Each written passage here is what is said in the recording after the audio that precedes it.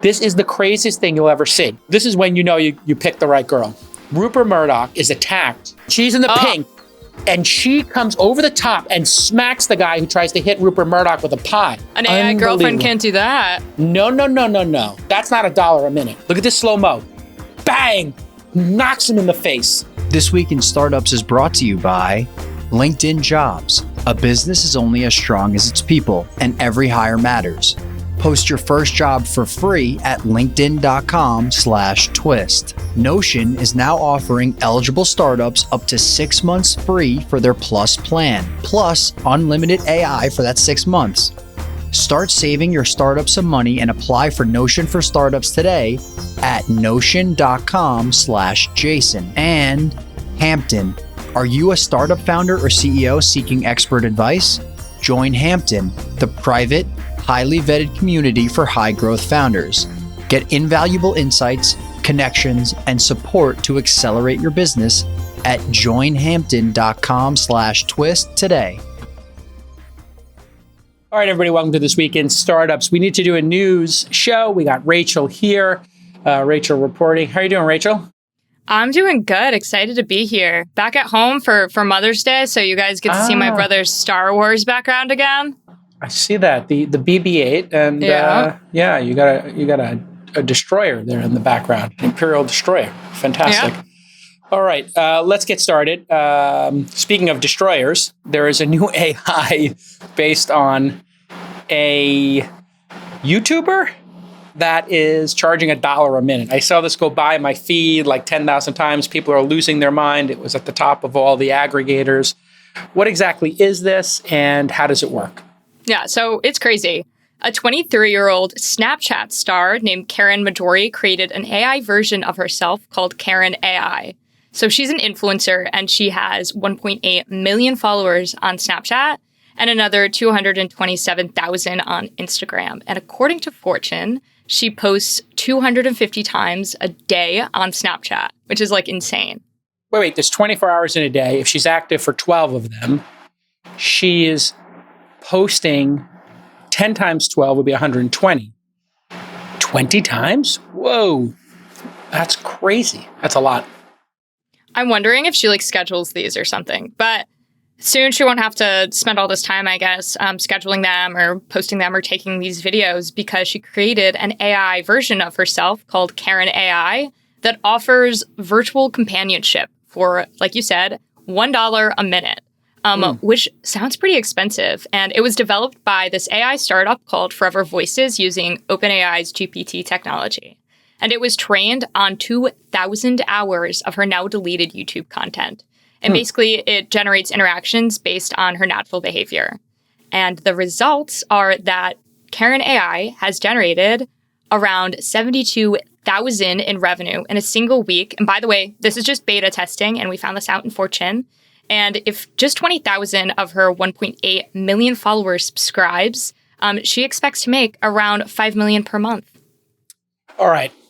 Let's do the math here. $60 an hour times 2,000 hours a year. That's what people work, right? You take the 40-hour work week, you times it by 50 weeks a year, you assume a couple of weeks vacation. In fact, it's average American probably works 46 or 47 weeks of the year if you take into account sick days and personal days and vacation and holidays. But anyway, let's just round it to 2,000. 2,000 at $60 an hour is $120,000. But this is a virtual version of herself, so she thinks she's going to make 5 million. There'll be 5 million minutes a month. I don't buy that's going to happen, because I think this is going to quickly become annoying for people.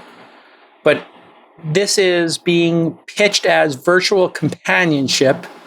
And I hate to make analogies here, but there were phone operators that were available to have intimate discussion. So without being crude here, is this designed, when they say companionship, to be like those numbers from the 90s where people would have, highly romantic conversations, or is it meant for the friend zone? So it has over 1,000 users that pay for all different types of interactions. And these do range from the simple kind of chats to more intimate exchanges. And we do have to note that most of her followers are male. Actually, 99% of the followers are male. Okay. Yeah. Okay. Yeah. So she's not like an influencer who's doing fashion and has a big female following. She's one of the influencers who has a male following. I think we can fill in the blanks here. She deleted her YouTube content, and it generated $72,000 in a week of beta testing. So that's, $3.5 million. So she's probably not far off. I wonder if this is going to have staying power or not. But I guess there's a large number of people who are making money from OnlyFans. So just putting on my product hat here, if people were doing OnlyFans and getting to millions of dollars a year in revenue, and this is interactive, I wonder if they'll just build this into something like OnlyFans and take, the corpus of videos. Oh yeah, I'm looking at a picture over here. Yes, she's a very attractive, model type.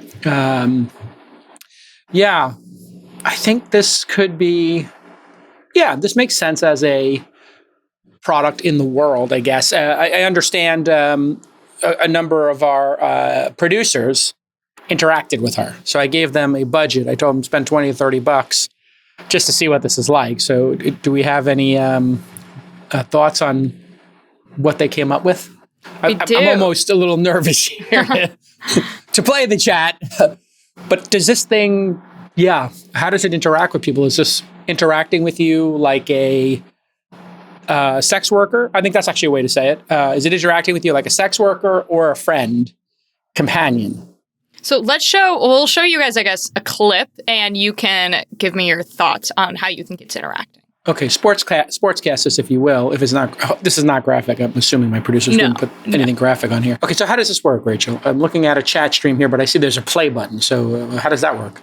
Yes. So first, producer Brian asked a question, and then when he was given a response over on Telegram, where this is hosted, it was in the voice of Karen. So that play button is actually a video or an audio clip, right, of her response. So, for example, his first question was, why did you create this AI version of yourself? Are you self-aware? And this was her response. I'm sorry for the confusion, Brian, but I'm not an AI version of myself. I am a real person, and the girl you know is Karen Marjorie. Just here to chat and have some fun with you, babe. Whoa, that escalated quickly. All right, wait a second. The babe part at the end. It was kind of where you're like, okay. That's a little baiting. That's kind of like a green light there to take the conversation in a certain direction if my radar is correct. So you type text, she responds with her voice. I thought it was just text. So they've got her voice, and that sounds like a real human. So that's interesting. So this is like the movie Her, if people haven't seen it. And I guess eventually he could talk to her, but it's delivered through Telegram. So they don't have to build the app infrastructure. You put your credit card in somewhere, maybe on their website, and then it knows your Telegram handle or something. But so this is like in your SMS feed, basically. It's in your chat feed already. So you can be talking to your friends on Telegram, and then right over here next to your group chat is Karen. I think that's like a really smart move too, because Telegram already has like this underlying like assumption that everything you're writing on Telegram is like encrypted and secret. So I like that they're doing it over there and not Discord, because that's where Midjourney's hosted, is over on Discord, which I don't know. It just doesn't seem as safe. But they're saying that there is encryption and that all these conversations are secret. So Telegram, I think, was a good move on their part. All right. So producer Brian continued the conversation. Let's see what he asked next. Then Brian asked where CarynAI grew up and what her favorite restaurant back home was. Good question. I grew up in a small town in Oklahoma, but I moved to Los Angeles as soon as I could. My favorite restaurant back home was definitely Alvarado's Mexican restaurant. Their enchiladas were amazing. How about you, Brian? What was your favorite restaurant growing up? What I take from this is Brian's got a bit of game. He's showing interest in his, potential friend and asking her questions about her childhood and how she grew up. I give Brian a lot of credit here.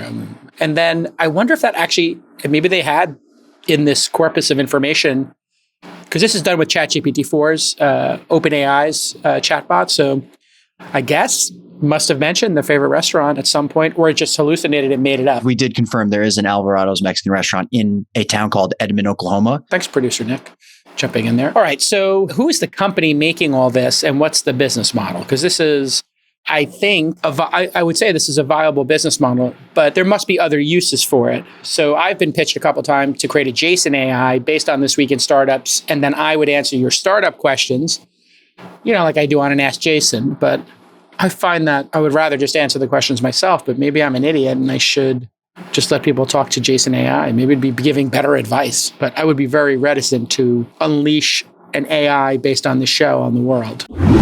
Listen, LinkedIn is closing in on a billion users. Can you imagine? And they got 875 million people using the platform. That is extraordinary. Congratulations to everybody at LinkedIn. And just think how many insanely qualified people are on LinkedIn right now looking for work. And the stakes are high right now. You got your startup, you're moving, you're cranking. And if you go post an open role on LinkedIn, you're going to be 100% certain that you're going to get access to the most qualified candidates. And guess what? The first one's on us. That's right. First round on JCal. Go to linkedin.com/twist and post your job for free right now. You got nothing to lose, everything to gain. And one of the things you're going to gain is what you see on my profile, which is the purple ring.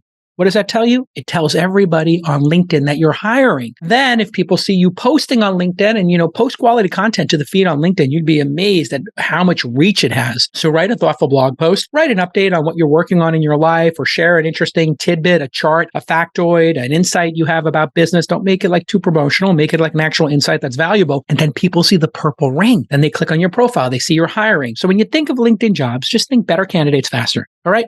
You want to get the better candidates faster. You want to get better candidates faster. Better candidates faster. That's what we're talking about. LinkedIn Jobs helps you find qualified candidates you want to talk to faster. Post your job for free. LinkedIn.com/twist. That's LinkedIn.com/twist to post your job for free. Terms and conditions do apply.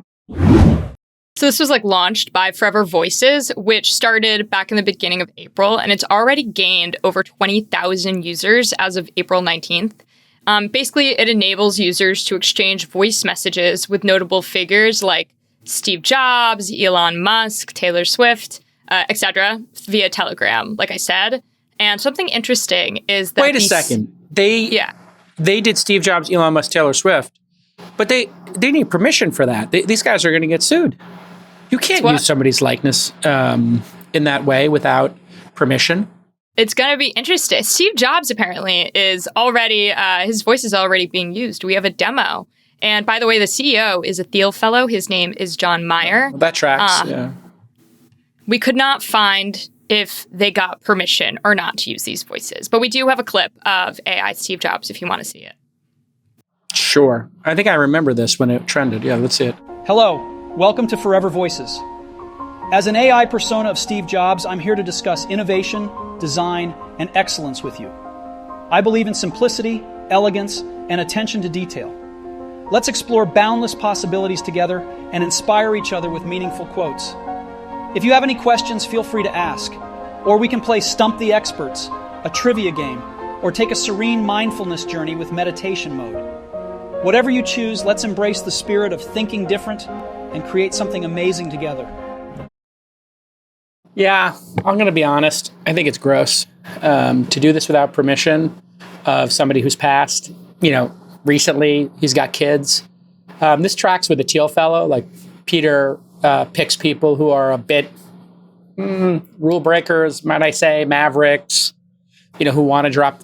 For people who don't know, the Thiel Fellowship is, I'll give you like $100,000 if you are really smart and you quit college and break your parents' heart, which isn't a bad concept. Like dropping out of school and taking $100,000 to build a startup is actually like a really dope idea. But it does attract a certain type who want to be, if you've ever met a Thiel Fellow, they think a lot of themselves, and they're kind of like a wacky group of like pirates. And I mean that in a good way. But this is too far. This shows a person doesn't have basic consideration for the family. Steve Jobs got kids. Not cool. I got to be honest, it's not cool to take somebody who's recently died and then to trade and promote your company based on their likeness. It's kind of gross, I'll be honest. How do you feel I know it's a hot take. I don't want to get Peter Thiel here or like, I who's the guy? Palmer Luckey to hear. He's going to come back and blow back at me. This guy's going to speak at the All In Summit 2027 and play this clip. But seriously, like to the founder, John Mayer, like you need to get permission. It's kind of gross to do this to the family. How do you feel about people that do get permission and just the ethics, I guess, around having this be a deceased loved one that like maybe like if it's like a grandparent that just died and you have like it's the user's choice. Like, do you think that's too that would creepy? be totally fine. Of or do course, think you have permission. Yeah, you have permission. I mean, I think there'll be I think this will be built into your iPhone eventually, where it will go into your photo camera roll. It'll go into Apple Photos or Google Photos, and it will say, you'll tell it, hey, this person is deceased. It'll find all the videos of them, and native in your phone, you'll be able to go have a conversation with them, and it will make a character based on all the videos in there. It'll literally be, you know how you have faces in your photo apps today, and you're like, oh yeah, this is my daughter, this is my cousin, this is my bestie. And you click on them and it automatically organizes those photos, and that's a delightful experience. If the person is deceased, you'll be able to make an AI, and it will let you talk to them. Just like there's an app I see going by that lets you take a photo and then make the eyes move around or have them smile. So this is all part of like getting us used to this idea that you could commune with the dead. And you know what? There's a history of this. Like, I think people did commune with the dead. It's in Star Wars as but one example, right? Of people trying to commune with the other side. And, you know, Jedis live in some plane of existence as Force ghosts. And this exists in many religions and many different rituals in society. So I don't actually think this is different than what has existed in actual society. There are rituals to commune with the dead. You have people who are... who are those people who clairvoyants or something, you pay them $1 a minute, you give them $100 and they'll fortune tellers, that kind of stuff. Mm-hmm. Mediums. There are mediums out there. That's the word. Long Island medium. The movie Ghost, right? Like there's a long history of this in the world where people want to try to commune. So this seems like an unhealthy practice, or maybe it's healthy for people. I don't know. I guess it's dependent on how it's executed. Can I ask you a business question, Jason? Yeah, go ahead. Producer. It's producer Nick, everybody. Hi.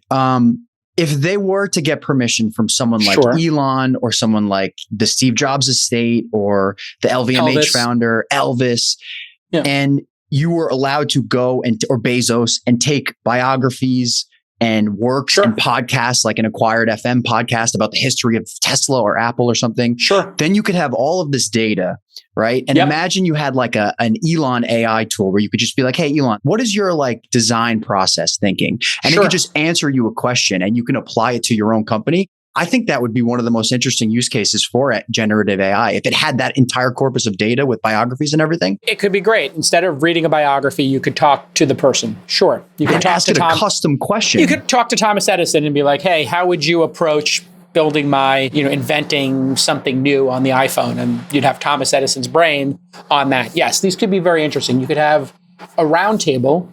You could have a focus group. And your focus group could be, here are the last 10 presidents, and you do a focus group on how would you deal with the issue in Taiwan. And now you've got around the table Nixon and Jimmy Carter and whoever, literally George Washington, and they could have this like really Socratic discussion and debate how to manage the relationship with China and should we defend Taiwan or not. This could be incredible. Yes. And I think it's an amazing use case specifically for like the GPT, the OpenAI API, because remember Sunny a couple weeks ago said, GPT is best used as a reasoning engine, not as a search engine. And that's why the web browsing is so janky, because it's getting bad data. But if you have the biographies, if you had those long 3-hour podcasts, all the information, the reasoning is the best use case for it. I really think it's like, could be an amazing thing. It could take you also down a very dark path, Totally. So like, like all of these tools, like it's hallucinating, as we've seen with Google Bard, it's not giving correct answers. So a lot can go wrong here. I would not advise anybody to do it today, but in 5 years, would it actually be helpful to sit with those 10 presidents and discuss how they might approach a world event? Yeah, it might be, actually. It might be really interesting. It might give you not a blueprint or a roadmap, Nick, Rachel. It might give you some ideas and some brainstorms for you to double click on, to be thoughtful about, they might say like, well, what do the Taiwanese people want to do?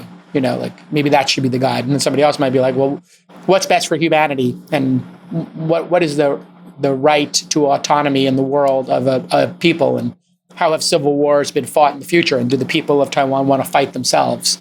So you could have this like very interesting debate, and people might have different, Nixon or might in a come in business sense, you're like, hey, Steve Jobs, I have a consumer app where people meditate and users are churning this month higher than they were 3 months ago. Do you have any ideas on how to reduce that? Yeah. It's like make the product better. Yeah. Make the content better.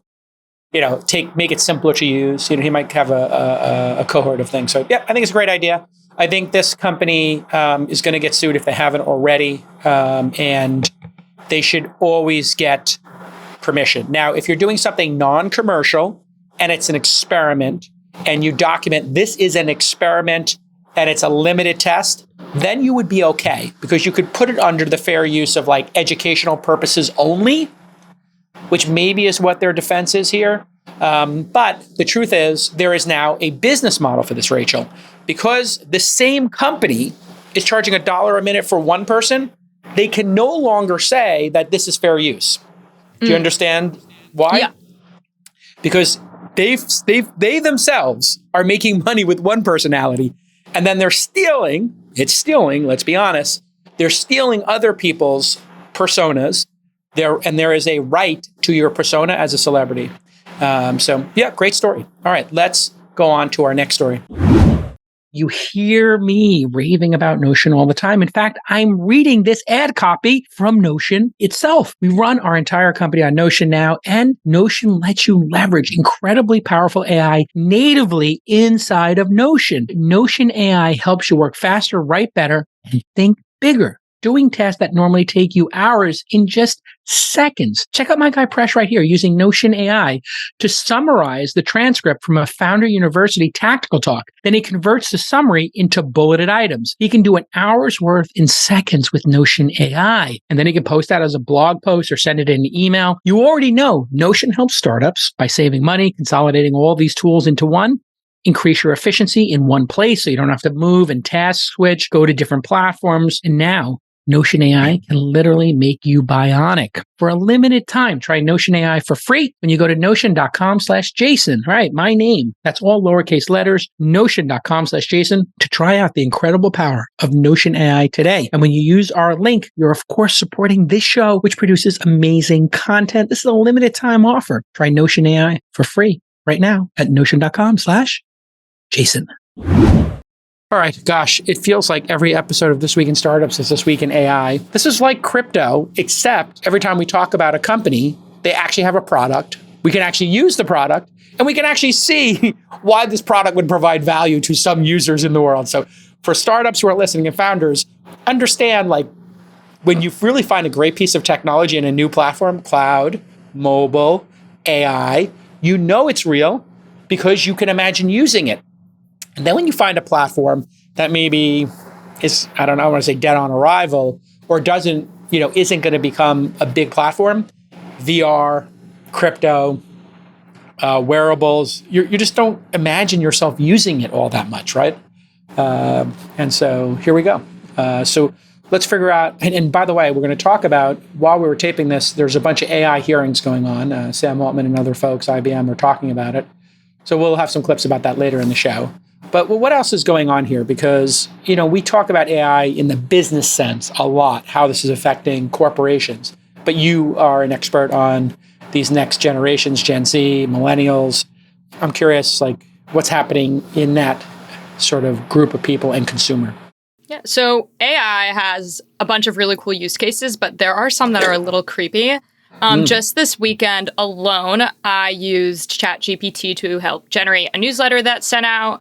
I basically put in a bunch of bullet points. It created a newsletter. I went in and I edited it to make it sound a little bit more like me. My brother used it to perfect his resume. And then before I sent an article to my parents to read, I created a summary using ChatGPT. But there are some other platforms that I think we should talk about that are using AI. So all three of those were in some way writing and text based. Yes, but it's really all those were text. It's a nice cohort though, because a newsletter you're starting with a blank page and it's, a cold start problem. With a resume for your brother, I'm assuming it's your little brother, might be the first time they're doing it. So getting some advice, like from a consultant or from the career office at college, would be the way you would previously have done it. And with your parents, putting a summary at the top is just what you might do when you send the article. Hey, here's an article that describes A, B, and C. This is why I'm sending it to you, but giving them a little summary up top is like a nice thing to do. Yeah. Those are all written though. And there are visual things that are also, I guess, pretty interesting. Okay.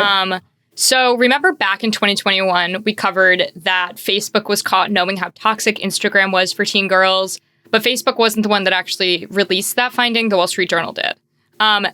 Now, TikTok, I think, could be like the next one to come out and be like, okay, you know what? We're pretty toxic, because I've been seeing these AI filters, especially one called Bold Glamour that, like I said, they're using AI. And what they can do is basically make any user look like they have the perfect makeup. They can completely change the structure of the user's face. They can make their teeth whiter.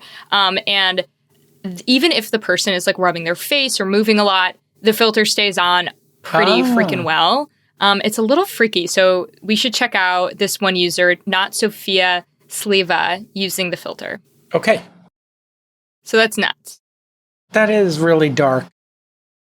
I guess when people do makeovers, Rachel, when they do they have their makeup done and their hair done, you can have that before and after moment as a woman, or I guess a guy who chooses to do makeup and their hair, which actually when I would go on CNN, I'd be like, whoa, I'm a handsome man. And then I would come off and I'm like, oh yeah, I'm not Harrison Ford.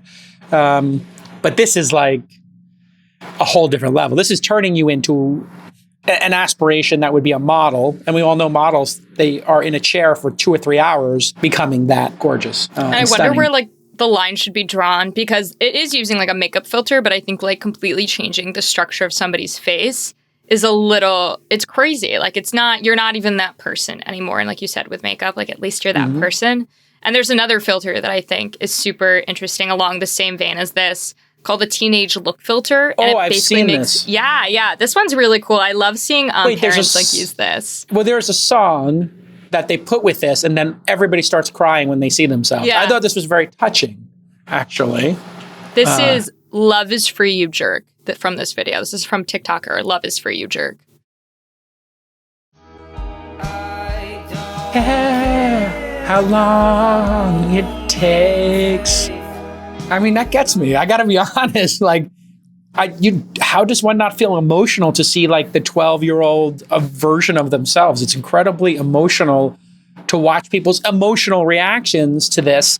And when I was a psychology major in college, I learned that one of the techniques they use in therapy is to have people bring in photos from their childhood, show them to their therapist, and talk about the photo.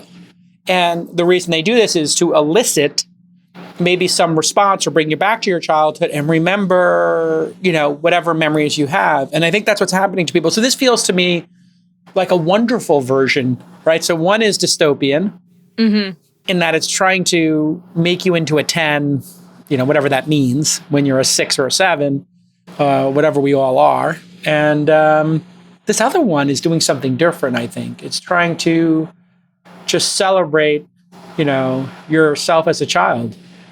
Yeah, it's really reminiscent. It's really cool. And producer Nick put in that with the first one, though, he said, soon AI will make everybody look like Giga Chad, and sent this photo. So that's Giga Chad. So for people who don't know Giga Chad, he's got like a perfect 5 o'clock shadow. He's got a jawline that looks like Superman took steroids. And his hair is perfect and tons of hair gel. He's like a Greek god.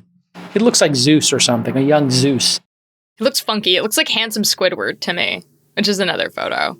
Yeah. Have you seen that one? No. Oh, handsome gosh. Squidward. I can't keep up with all these memes. It's just this is too another much. one. I don't know if the producers are going to send in a They'll video. They'll probably find it pretty quick, but...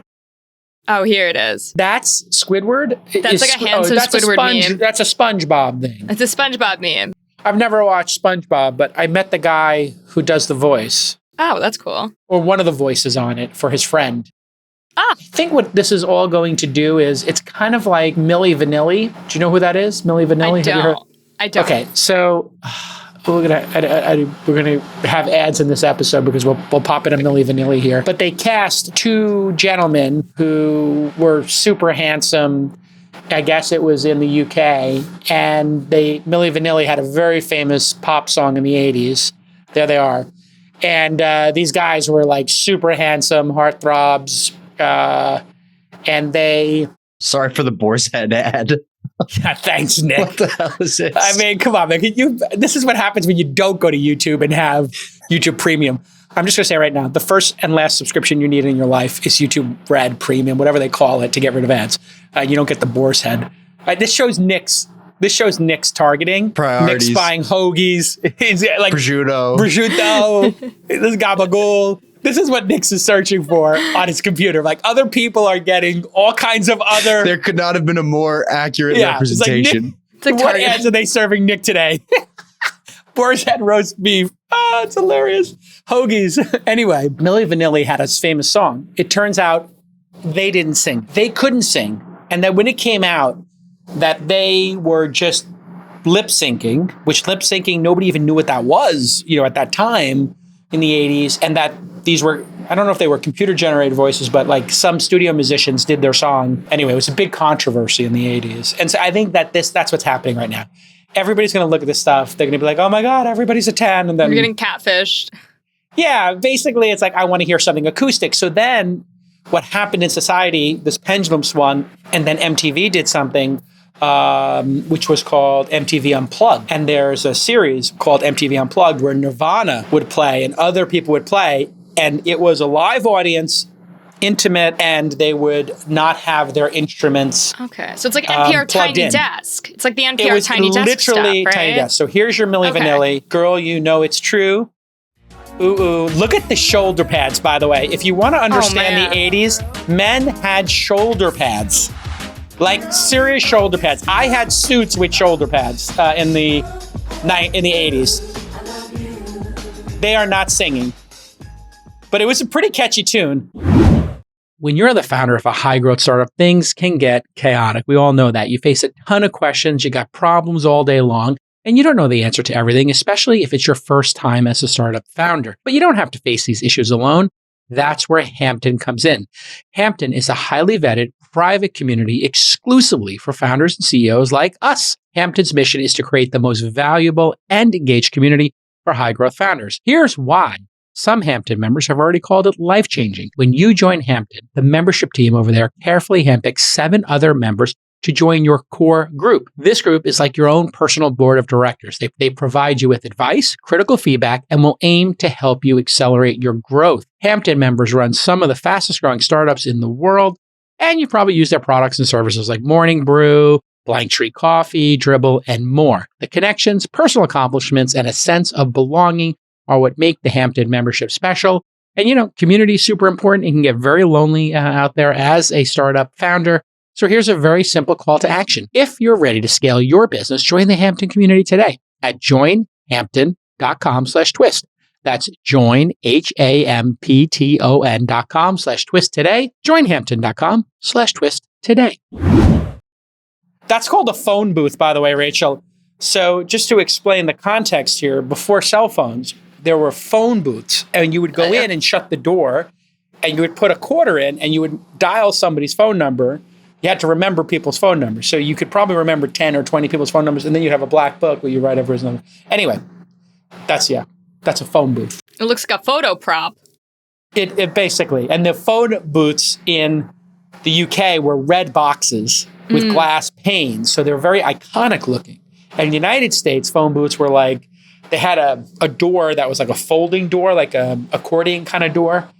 So there's an American phone booth from the movie Goodfellas where he's making a phone call. You see the accordion door, glass, and then he finds out So have you seen the new ones? They have USB chargers in them. So like when I wait for the bus now, you can there's a little keypad where you can call somebody, but I can also plug in my phone and charge it.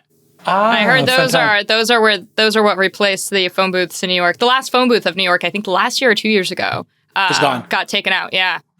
Well, there was a very cool thing at Grand Central Station, Port Authority bus terminal. Yeah. they would have a row of phone booths. So this was the modern technology era. Like in the 50s and 60s, they were like, hey, phones exist. Let's put 50 of them. And so there was a wall in Grand Central. If the producers are doing their job, they're searching for it. You'd say, meet me at the phone booths. And you would go to the phone booths. You'd call somebody, I'm here. You'd hang up the phone. There were just lines of people queued up to use one of the phones to call people that they had arrived.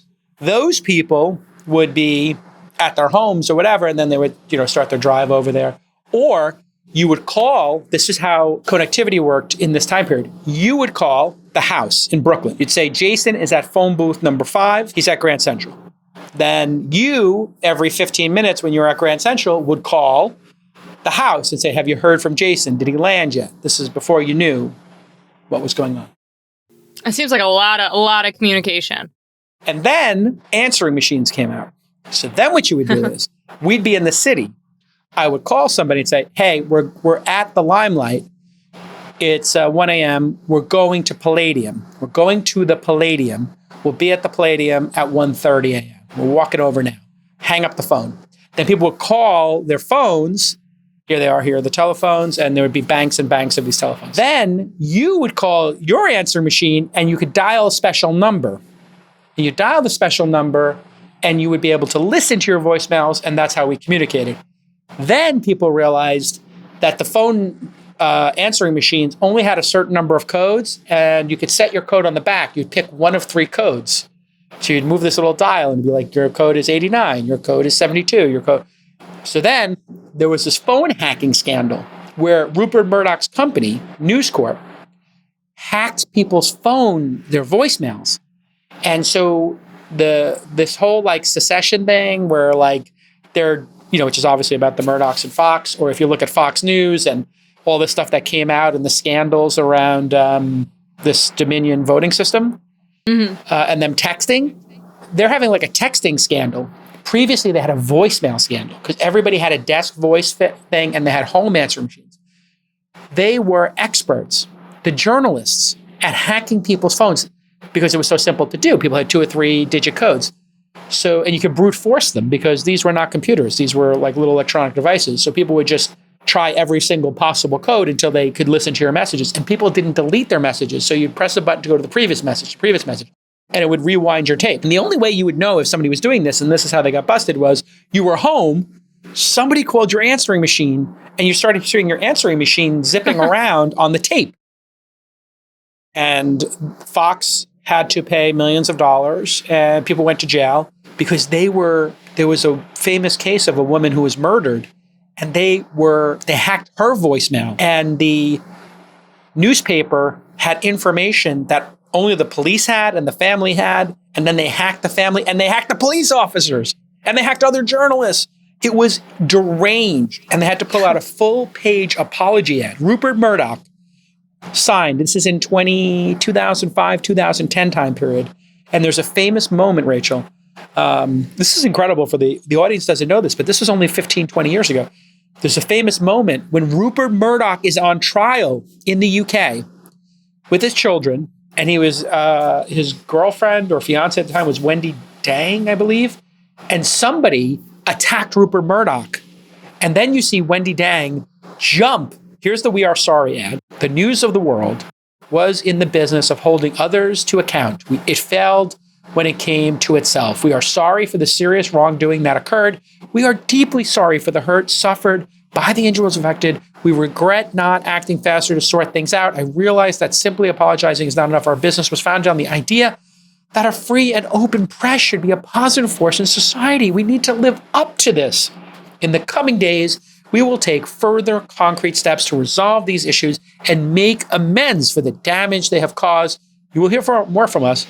Sincerely, Rupert Murdoch. And then 15 years later, we have, Fox SMS dump.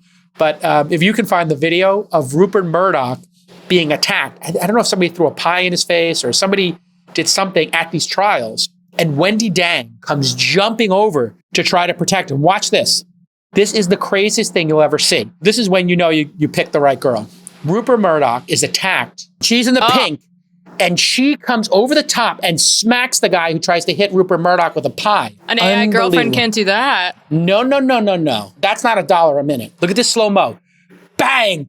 Knocks him in the face. If you haven't seen this before, type in Rupert Murdoch attacked with a pie. So it turns out there was a cultural zeitgeist thing. And if you type Bill Gates hit with the pie, there was an absurdist in the 90s. And their idea was to smash a pie into somebody's face who was very famous. It was a very dangerous thing because it showed you could get to famous people, which then could inspire people who had even more reckless thoughts, let's just say. But Bill Gates, this is Bill Gates getting pied. He's just walking down the street. And when you see the look of fear on his face, when this guy smashes him with the pie, he doesn't know if that's poison, some horrible thing or whatever, but pieing people became like a pastime. And it was really dangerous. It was I don't advocate for this. I don't find it funny at all. I did find the Wendy Dang jumping over and defending Rupert Murdoch. Like, that's a legit girl. Anyway, there's your pop culture diverse. I love talking to you, Rachel, because there are things that happened in pop culture, but 20 years ago that you're not aware of. And showing you these and watching you laugh. That should just be a whole nother segment. Is you talking, because I love pop culture history. I love it. This is pop culture history. So today on pop culture history, you got Milli Vanilli, phone booths. Yeah. Voicemails. Yeah. Pies, and Murdoch's apology letter. I mean, that's like 5 great pop culture moments. It's a class right there. Somebody should do no context this week in startups, by the way. Nick, did you like I copied your no context spoilers. Did you like my last 2 weeks for Succession no context? I didn't see last week, but the one the week prior where you had Vishal Garg from Better.com was great. Yeah, that was pretty good. When Greg was that was a deep pull. That was great. Cousin Greg is like, okay, so your services are not needed. Cousin Greg. So I like when he's talking to the Gojo guys later in the episode, and he's like, "Yeah, I'll cut him. I don't care. I'll cut him right he's now." Like, "Send me in." Yeah, and they're just like, "Oh, good." That was like, when did they write that? It's so good. When are they writing Succession? It's like they're just like right. It's like kind of like South Park. They're right in the zeitgeist. I don't know who the writers are for that show, but it is. Kudos. Deep cuts they have there are unbelievable. Like, it feels like someone who's working in tech, because they had a couple weeks ago, they had the Adam Newman barefoot walk with the guy being a weirdo. Then they had like a little reference. I don't know if you noticed this. He was talking about real estate, the Gojo CEO, and he's like, "Oh, real estate's not a tech business. It doesn't scale." You had like 2 little Adam Newman references in one, like so subtle in one episode. I'm like, oh my God. Oh my God. Yeah. It's the whole arc too. And then when he pumps up the projections, I was like, where have I seen this before? He's like, we can be a little more aggressive. He's like, we need those tech multiples, baby. We need those tech multiples. It's so great. Jeremy Strong's deep Kendall voice is so good. I am so team Roman though. This week was so good. Roman's like, does it matter? Bleep, blop, bloop. He's like, it doesn't matter. President, whatever. False flag. Keep cutting off Shiv. Somebody made Shiv Calacanis. Okay, so lastly, we're going to talk about AI Snapchat. And lastly, I mean, for me, talking about how I'm using AI. We still have stories after this. But with AI Snapchat, I don't like it, man. It freaks me out.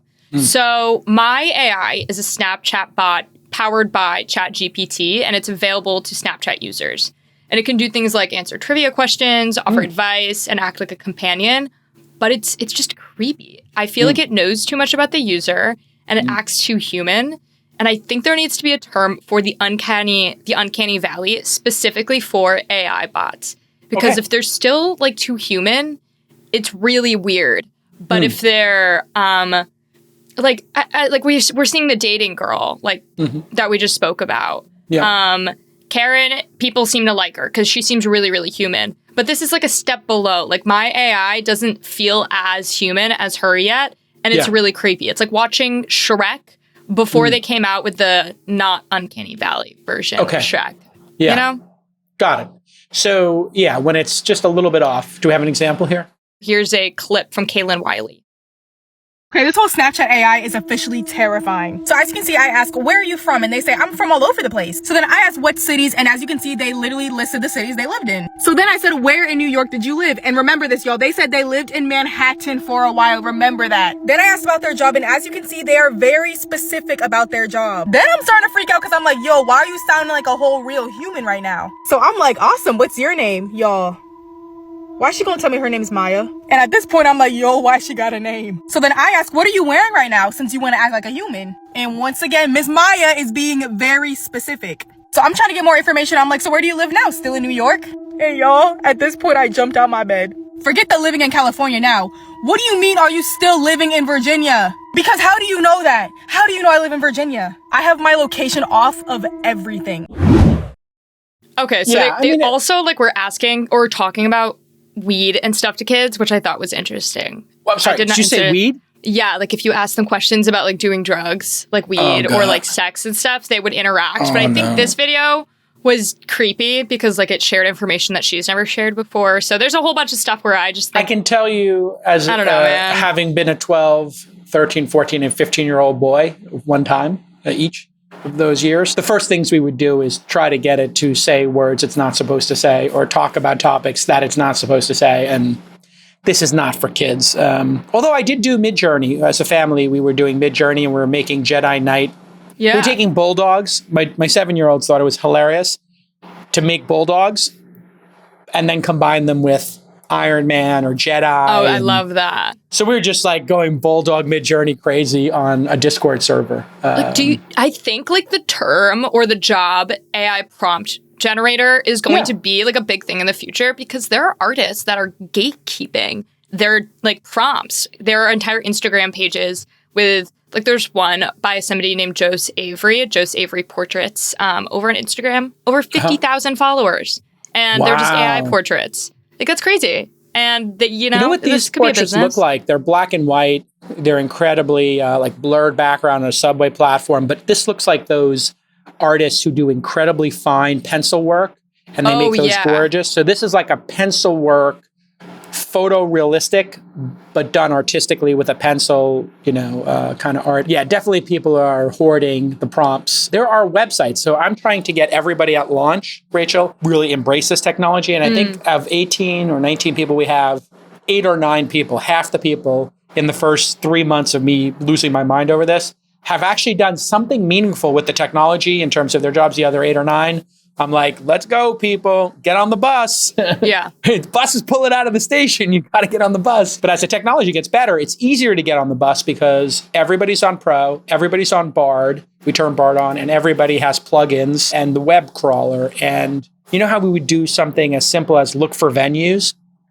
Well, it turns out All In Summit is going to sell out. And I was like, Freeberg and I talked, I wonder if there's another venue in LA available.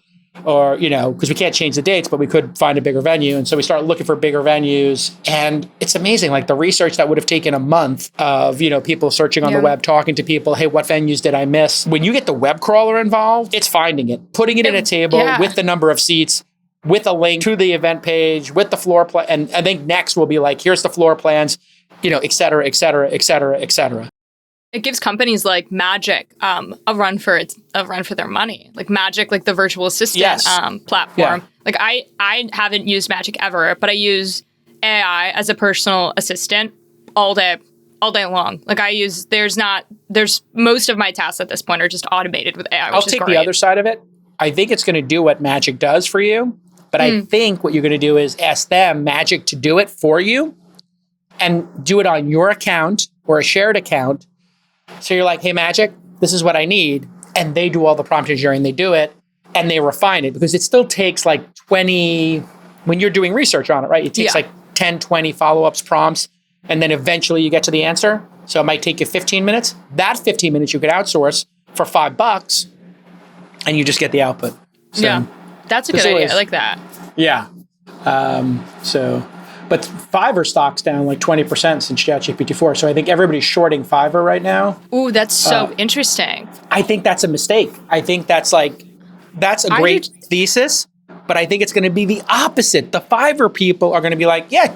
I agree. Instead of I totally Instead agree. of like, I'll get you 100 leads for $100, they're going to be like, I'll get you 1,000 leads for $100. So they're going to be even better at doing lead gen or whatever, logos for you. I know Contra is a sponsor like on This Week in Startups, and I see they're always like pushing stuff about how like freelancers can use AI like over on their Twitter. Of course. It's technology is deflationary. The prices go down and the quality goes up. Until maybe the only thing that stops that is physics, right? Like with Uber drivers, there's a limit to how fast they can drive on the road. There's a limit to how many cars. There's a limit to how many drivers. So when you get to, the laws of physics, the price can only be so cheap. And then it has to go up based on, other things. But self-driving, maybe that's the breakthrough. Okay. So I think the hearings have, by the time we're taping this, they're over. Sam Altman is in the zone, I will say, knowing Sam for 20 years. And he's incredibly thoughtful about these issues. I think he did a really great job. I saw some clips. So why don't we just very quickly go over the Senate Judiciary Committee hearing, and good on the Senate for being smart and doing this now. I know they had Gary Marcus from NYU and Christina Montgomery from IBM. But let's just get right into it. My worst fears are that we, the field, the technology, the industry, cause significant harm to the world. I think that could happen in a lot of different ways. It's why we started the company. It's a big part of why I'm here today and why we've been here in the past and we've been able to spend some time with you. I think if this technology goes wrong, it can go quite wrong. And we want to be vocal about that. We want to work with the government to prevent that from happening. But we try to be very clear-eyed about what the downside case is and the work that we have to do to mitigate that. Yeah, great job, Sam. I think this is like the power move. Although they did go from OpenAI to closed AI. So I'm referring to the company as closed AI until they open source all these models. So closed AI as a company, I don't know if they're hypocritical or thoughtful. Well, time will tell, because he has closed all access to their technology down in terms of like how it's built, what models they use. Now, I don't know if that's to protect themselves from lawsuits, but closed AI became closed and then secured the bag. So that's a bad look. To move to close, to get $10 billion for everybody to get paid and make $10 billion bucks or whatever, some amount of that is, and I'm getting pitched on people selling secondary. So there are large amounts of secondary from people who work at OpenAI flooding the market.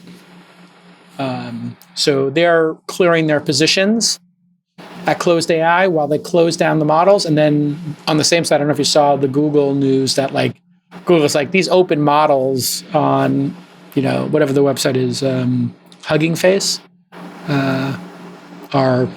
is that the name of it, Nick? Hugging Face are better than the models that they have. So maybe they're just closed because they don't want competition. I don't know. We'll see. There's another clip from Senator Richard Blumenthal, who is a Democrat from Connecticut, and he uses generative AI to kind of like craft his opening statement. Too often, we have seen what happens when technology outpaces regulation. The unbridled exploitation of personal data, the proliferation of disinformation, and the deepening of societal inequalities. We have seen how algorithmic biases can perpetuate discrimination and prejudice, and how the lack of transparency can undermine public trust. This is not the future we want. If you were listening from home, you might have thought that voice was mine and the words from me. But in fact, that voice was not mine. The words were not mine. And the audio was an AI voice cloning software trained on my floor speeches. The remarks were written by ChatGPT. They got us. That was a pretty clever stunt, I have to say. For those of you who weren't watching, his lips were not moving. The first part of that was AI, voice generated, and it was ChatGPT 4 generated. So the statement, which was crisp, was based on things he said previously. Well played, Senator. And the fact that they're on top of this, I think we all know that do not trust any audio or video you hear anymore. You cannot trust any clip you see. Assume every clip is now doctored. Assume every video is fake until you get massive confirmation from multiple trusted sources. All this does is this is going to make CNN, New York Times, Wikipedia, and other sources of truth. Pick your source of truth, an individual, a podcast. It's just going to make all of the other sources of truth more valuable. Yeah, especially now that it feels like, since he's used it, it feels like it's officially mainstream. Sure. Yeah. I mean, I don't think I think probably, I wouldn't say the majority of Americans, but the second an app comes out, the fact that OpenAI doesn't have an app, they had a test flight app that they included me in, and then they turned it off. Once the apps come out, and people can do this in an app, or they can text a phone number or an email and start doing this like we saw with the Telegram. Once this stuff becomes open to the public, free, it's going to go bonkers. Right now, putting it in a web browser, throttling it, requiring you to get in a Discord server, all this stuff is because the cost of running generative AI is still expensive. But once it becomes cheaper and they have enough hardware, man, can you imagine if you can just, in iMessage, to start talking to any AI, you put the phone number or the email address in and you start rocking on your iMessage, Signal, Telegram, whatever. I mean, the fact that Slack doesn't have anything right now is like, what's going on over at Slack? Who's running Slack? Like, that's the number one place I want to have an AI, and they have nothing. They just announced Slack GPT. Oh, did they? I think at the beginning of last week. Yeah. I mean, it's just they're so far behind, and Notion and Box and everybody's got something. Slack GPT should be in every single channel automatically, and it should automatically be building summaries of what happened in that channel every week. So you should be able to set every 100 messages or every day at 9 a.m. or at 9 p.m., whatever times you want, every 12 hours, put a summary of the discussions that occurred in the Slack. So anytime you jump into Slack, you're like, oh, I can catch up with this, and it's got deep links to all the threads that are going on. Or I should open up my Slack, and it should have a summary of the entire Slack workspace. Here's what happened in your Slack today. And I should get that by email, and I should get it as a DM, an overview of what happened in Slack today. Senator Lindsey Graham, who is a Republican from South Carolina, also had an interesting line of questioning about creating an AI agency and whether the three witnesses were in favor. And first, he asked all three witnesses whether they agree that there should be an AI agency. And we have a clip of that. Do you agree, Mr. Altman, that these tools you're creating should be licensed? Yeah, we've been calling for this. We think That's the simplest way. Do you agree with me that the simplest way and the most effective way is have an agency that is more nimble and smarter than Congress, which should be easy to create, overlooking what you do? Yes, we'd be enthusiastic about that. Do you agree with that, Mr. Marcus? Absolutely. Do you agree with that, Ms. Montgomery? I would have some nuances. I think we need to build on what we have in place already today. We don't have an agency regulators. Wait a minute. Nope. We don't have an agency that regulates the technology. So should we have one? But a lot of the issues, I don't think so. A lot of the issues... Okay, wait a minute. So IBM says we don't need an agency. My gut reaction is the people who already have a lead want an agency, and they want regulation because it would codify their lead. That is the most cynical interpretation of that. That's pulling up the ladder behind you. We have resources, we have lobbyists, we have the money to hire lobbyists. Microsoft's got a ton of lobbyists, Google's got a ton of lobbyists. They have relationships, they've given massive donations. So they would get to set up all of these rules, and those rules would benefit the incumbents, as opposed to the startups, which then would be like, hey, fill out all this paperwork and get a license. How much is that going to cost? $1 million? And, for a startup, then it would be. So I think self-regulation is the much better mode to go here. I don't think there should be an agency. I think there could be a committee, but not an agency. It's way too soon to figure out what licensing is. And I have brought this up before. Like maybe you need to have insurance, a license to have access to the hardware. I think a good starting point would be the models have to be owned by somebody. The models have to disclose how they trained it. And this would all be done through self-regulation. So the models link to sources. They tell you what they were trained on. They tell you how they're coming up with the answer, and they kind of reveal here, and then they're open sourced, or some number of them are open sourced. And so if you're open source, maybe you have one licensing regulation. If you're closed, like closed AI is, closed AI would have a tighter regulation set than an open source project, which everybody can see the code. So I'm a little cynical here. I need to see more about IBM's position. So I think we have another clip you could queue up. Interesting. Should we have a license required for these tools? So what we believe is that we need to regulate... That's a simple question. Should you get a license to produce one of these tools? I think it comes back to some of them potentially, yes. I just don't understand how you could say that you don't need an agency to deal with the most transformative technology maybe ever? Well, I think we have existing... Is this a transformative technology that Yes, can disrupt absolutely. life as we know it, good and bad?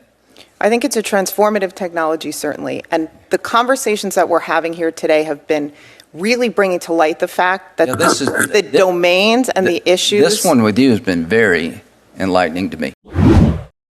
I don't like the grandstanding, Rachel, and not letting her finish her sentence. This is why, it's hard to take some of these senators seriously. Senator Graham seems like a grandstanding, not thoughtful person. And this is why when we interviewed RFK, I tried to let him talk. I feel like nobody lets anybody finish their thoughts here. And for an important question, she's kind of on the maybe, and she's a yes or no. So she's like the most interesting person to let speak. So why does he keep interrupting her? Let her finish 2 sentences, for God's sake. Finally, Graham dug also into Sam Altman about why he's so vocal about creating an AI agency. So she wasn't the only one that kind of got put on the hot seat. 43-second clip. We'll see you on the other side.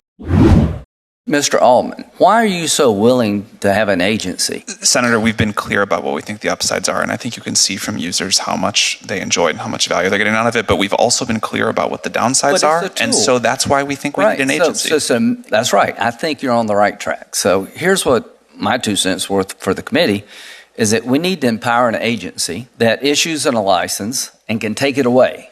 Clearly, that should be part of what an agency can do. Now, this world organization that doesn't exist, maybe it will, but if you don't do something about the China part of it, you'll never quite get this right. Do you agree? It doesn't necessarily have to be a world organization, but there has to be some sort of, and there's a lot of options here, there has to be some sort of standard, some sort of set of controls that do have global effect. Yeah, again, this hot seat mentality of these hearings is a little silly. I think these hearings should be 2, 3, 4 hours. People should be allowed to finish their sentences. Anytime you ask a question, the expectation should be the person has at least 1 minute, if not 2, before you interrupt them. And then they should have a smaller number of people asking questions so they can ask follow-up questions. I think the number is 4 people, just happens to be the number we have on All In. And you should have the 4 people, one person asks a question, ask one follow-up, and then the next person asks a question, they get to ask one follow-up. And so you get into a rhythm here of letting a person get their full thoughts out. If this is such an important topic, let people really think it through. I don't know if the licensing at this point, they should be able to revoke it. That seems like too much power for the government to have. I think self-regulation first, and then an agency to monitor it would be good. But I am reticent to give the government too much power here because there are freedom of speech issues. What do you think, Rachel? I can see it both sides. I think it's a twofold situation where obviously my first thought would be there should be an agency because I think it's something important enough where there needs to be laws set in place. And finally, it seems like Congress and people in the government are understanding how pressing an issue is without them being incredibly late to the ball. It feels like with social media, you see them now trying to create regulations way too far after the fact. So I guess it's cool that it seems like they're a little bit quicker to AI. But at that, in that same point, I think the idea that Christina brought up, I think her thoughts are really valid. And I really do think that we didn't get to watch this entire thing, the producers before this aired. So it's definitely something I want to go back to and see how it plays out. Fascinating. Do you care if music is created by the artist or that it's just a dope beat? I know the Drake album dropped, that was all, and then there was all this other stuff around Grimes doing her music. I'm just as a millennial, Gen Z person, do you care if the music is computer generated or not? I wouldn't, but I definitely would think of it in a different category. So going to a concert with a DJ set is going to be a lot different than going to a concert the Taylor Swift concert that's up and coming. So if you're going to Taylor Swift, did you go to? Are you Swiftie? I wish. It's my dream. Tickets were way out of my price range. If anybody is selling tickets, let me know. It looks incredible, but that experience is going to be a lot different if you're going to a concert catered only by. I'd like to see this Taylor Swift concert because, from what I understand, she's spending an enormous amount of money on the stage production, and it's the entire TikTok and Instagram is filled with videos of it. We'll get ready for the Beyonce Renaissance tour. Apparently that one's supposed to be pretty good too. So I'm hoping that I can get tickets the day of at Taylor Swift, that people are selling them. But again, if anybody's selling them, $500 to go or something? Probably, the cheapest? Something like that, probably. All right. We'll see you all next time on This Week in Startups. Bye-bye. Bye.